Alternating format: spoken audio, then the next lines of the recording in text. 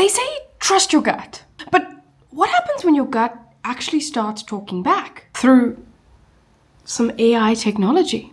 Scientists in Tokyo, they just trained a neural network to read chemical conversations inside our stomachs. It can predict things like sleep disorders or obesity just by decoding what the microbes in our gut say to one another. For the first time, something non-human understands us from the inside out. And today, I'm going to dive a little bit deeper into this weird and creepy subject. So, if this interests you just a little bit, stay around. Won't be long. Welcome to the insides of my logbook while doing a PhD in AI. I'm hoping that you think, I hadn't thought about it like that. So this system that they've developed is called V-Bayes-MM. I might be pronouncing it incorrectly, but here it is. And it's built by researchers at the University of Tokyo. It's a Bayesian neural network that maps how the millions of microbes in our gut interact with one another. Your microbiome is like this invisible organ, shaping your mood, immunity, and even decision-making. Until now, this inner world has been unreadable. This AI makes it visible, translating molecular noise into meaning. And it's not science fiction. It's the first time that we've taught a machine to listen to biology's quietest voice. Medicine has always been reactive. You feel sick, and then you seek help. This research turns that concept inside out. Prediction before pain. Instead of waiting for illness, it listens for imbalance.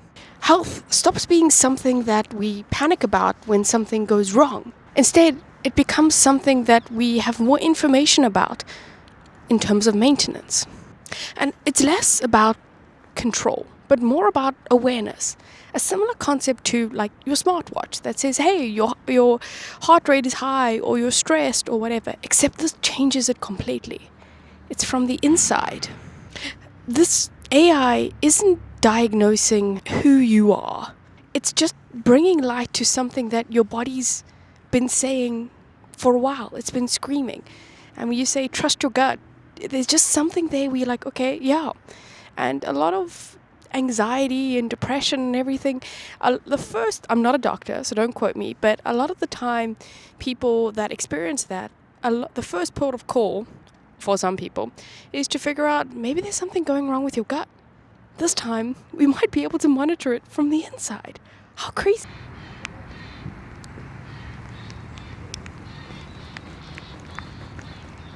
So for a few years now, our gut has been called our second brain.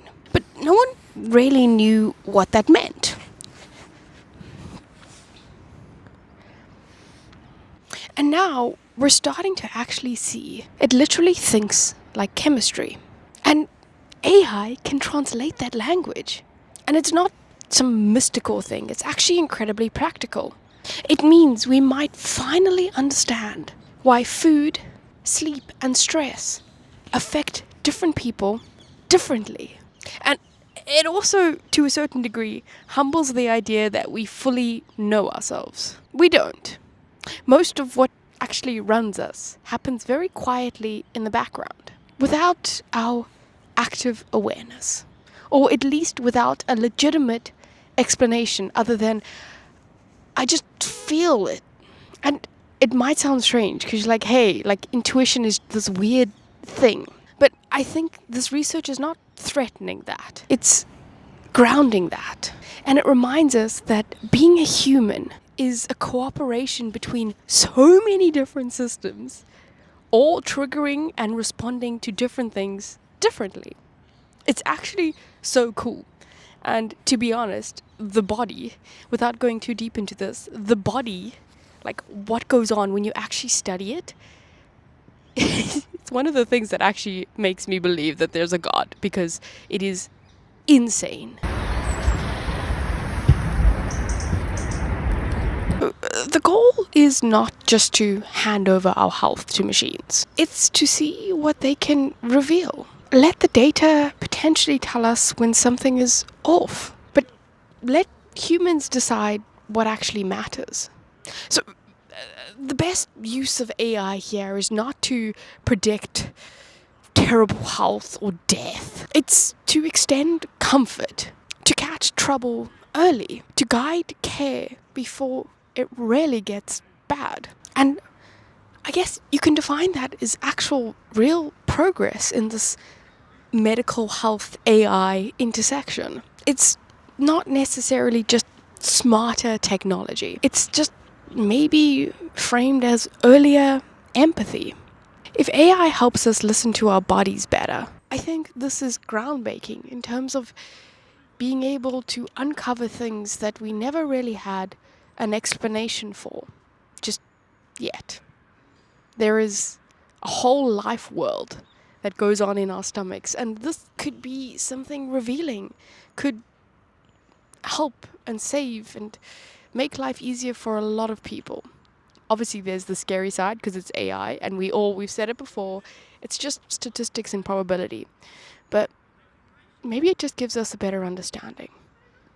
Again, we need to be critical, but not cynical. It might genuinely help people.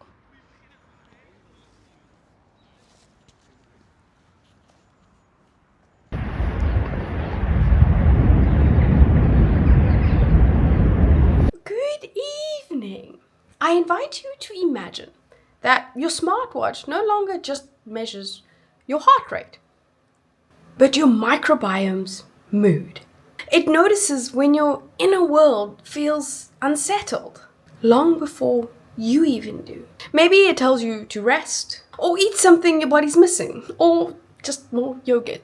That would make AI less of a monitor and more of a translator. The more it listens, the more maybe we listen or be able to put two and two together with our body. And my inner red flag is going to be like, ooh, if it's a translator, it's definitely biased. And yeah, it probably would be biased. But that's where this personalized tech comes in.